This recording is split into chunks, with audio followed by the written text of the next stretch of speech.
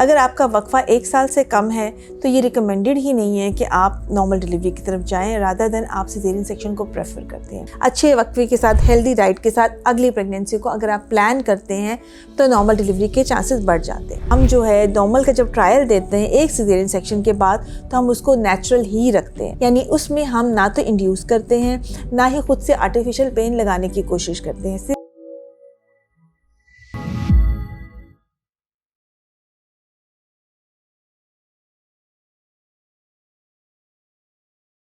अस्सलाम वालेकुम जी, आज की वीडियो में हम बात करेंगे कि क्या एक सिजेरियन सेक्शन के बाद नॉर्मल डिलीवरी पॉसिबल है या नहीं है। तो इसका जवाब है कि हाँ, बिल्कुल एक सिजेरियन सेक्शन के बाद नॉर्मल डिलीवरी पॉसिबल है। जहाँ तक बात है एक से ज़्यादा सिजेरियन सेक्शंस की, जैसे किसी के अगर 2 या इससे ज़्यादा सिजेरियन सेक्शन हुए हों या बहुत अर्ली टाइम के ऊपर, जैसे कि कह लें कि 6ठे महीने में या 7वें महीने के शुरू में अगर कोई सिजेरियन सेक्शन हुआ हो, जिसे हिस्टेरेक्टमी कहते हैं, तो उस सूरत हाल में हाँ, नॉर्मल डिलीवरी को हम डिस्करेज करते हैं और हम रिपीट सिजेरियन सेक्शन को ही प्रेफर करते हैं।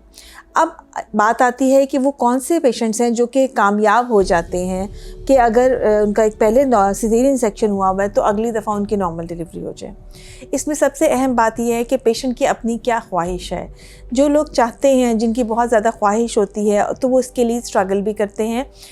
और इसके लिए वो आपकी डॉक्टर की पूरी हिदायत को मानते भी हैं। इसमें सबसे जो इम्पॉर्टेंट बात ये होती है वो होता है कि आपका एक प्रेगनेंसी से दूसरी प्रेगनेंसी के दरमियान वक्फ़ा कितना है। ये बहुत अहम बात है। अगर आपका वक्फ़ा 1 साल से कम है तो ये रिकमेंडेड ही नहीं है कि आप नॉर्मल डिलीवरी की तरफ जाएं, रादर देन आप सिजेरियन सेक्शन को प्रेफर करते हैं। 1 साल से ज़्यादा वक्फ़ा है तो नॉर्मल डिलीवरी पॉसिबल हो सकती है। हम प्रेफर करते हैं कि एक प्रेगनेंसी से दूसरी प्रेगनेंसी के दरमियान 2 साल का वक्फ़ा होना चाहिए। उसको हम ज़रा सेफ़ समझते हैं, ताकि ये टाइम दिया जाता है कि जो आपका पिछला स्कार है वो मैच्योर हो जाता है, उसकी स्ट्रेंथ बढ़ जाती है। तो जब लेबर पेन्स आती हैं, चूँकि लेबर पेन्स बहुत ज़्यादा स्ट्रॉन्ग होती हैं, तो यूट्रस फटने के चांसेस कम हो जाते हैं। सो ये जो प्रेगनेंसीज़ के दरमियान का वक्फ़ा है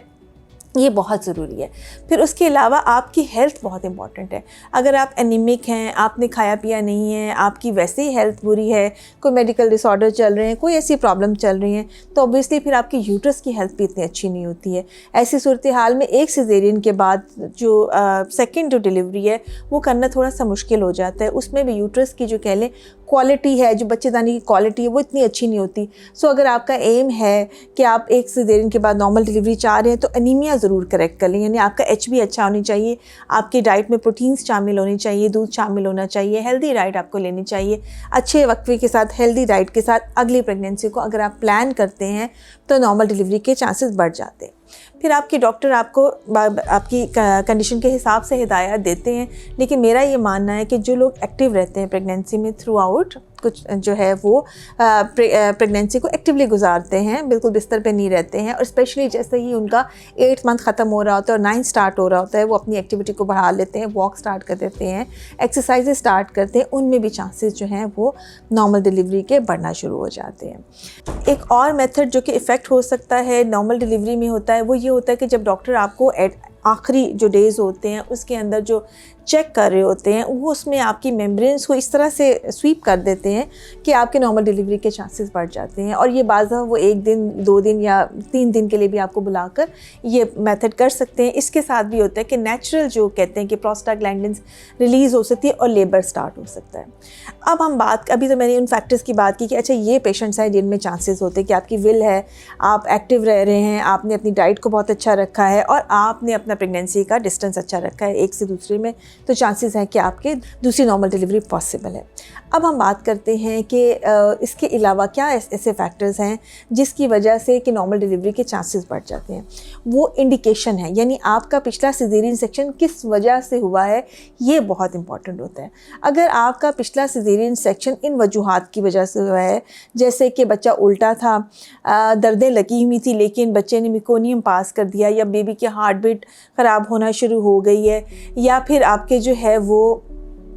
स्ट्रेस में आ गया, अब डिस्ट्रेस में आ गया और आपने खुद ही कह दिया कि हमने सिजेरियन सेक्शन करना है, पूरी तरह से वेट नहीं किया गया, चाहे वो डॉक्टर की तरफ से था चाहे पेशेंट की तरफ से था, यानी उसको टाइम नहीं दिया गया,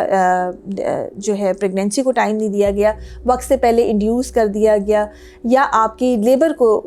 जो है वो मुकम्मल तौर पर टाइम नहीं दिया गया, ऐसे पेशेंट्स ही होते हैं जिनमें चांसेस ज़्यादा होते हैं कि वो नॉर्मल डिलीवरी में एंड अप करेंगे। स्पेशली वो वाले पेशेंट्स जिनका जो है, जैसे कि जिनमें फीटल डिस्ट्रेस की वजह से ड्यूरिंग लेबर सिजेरियन सेक्शन होता है, उनके चांसेस जो है वो ज़्यादा होते हैं। फिर कुछ ऐसे पेशेंट्स होते हैं जिनका सिजेरियन सेक्शन इस वजह से हुआ होता है कि उन्होंने बहुत ज़्यादा देर लेबर का ट्रायल भी लिया होता है, कोशिश भी की होती है, लेकिन सारी कोशिशों के बावजूद भी वो सिजेरियन सेक्शन में एंड अप करते हैं, जिसे फेलियर टू प्रोग्रेस कहा जाता है। या आपके डॉक्टर ने मुआयना किया है और आपको बताया है कि आपकी हड्डी का प्रॉब्लम है, जिसकी वजह से क्या है कि नॉर्मल डिलीवरी पॉसिबल नहीं है। ऐसी सूरत हाल में दोबारा सिजेरियन सेक्शन के चांसेस काफ़ी ज़्यादा होते हैं। इसके अलावा बहुत सारे ऐसे फैक्टर्स होते हैं जो कि उस डिलीवरी में देखे जाते हैं, जैसे कि अगर आपकी एक बिल्कुल नॉर्मल जो है वो प्रेगनेंसी चल रही है और उसमें कोई कॉम्प्लिकेशन नहीं है, तो ज़ाहिर नॉर्मल के चांसेस बढ़ते जाएंगे। लेकिन अगर आपकी प्रेगनेंसी में शुगर है, ब्लड प्रेशर का मसला हो रहा है, ऑब्स्ट्रैक्टिव कोलेस्टेसिस डेवलप हो गया है,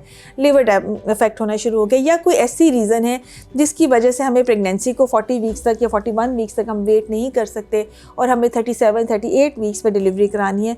उस सूरत हाल में भी आपका सिजेरियन सेक्शन का चांस बढ़ जाएगा। उसकी वजह ये है कि हम जो है नॉर्मल का जब ट्रायल देते हैं एक सिजेरियन सेक्शन के बाद, तो हम उसको नेचुरल ही रखते हैं, यानी उसमें हम ना तो इंड्यूस करते हैं ना ही खुद से आर्टिफिशियल पेन लगाने की कोशिश करते हैं, सिर्फ स्वीप किया जाता है, जो मैंने आपको पहले जिक्र किया है। और जितना ही इसको नेचुरल रखेंगे उतना ही इसमें कॉम्प्लिकेशन रेट कम है, उतना ही इसके सक्सेस के चांसेस ज़्यादा है।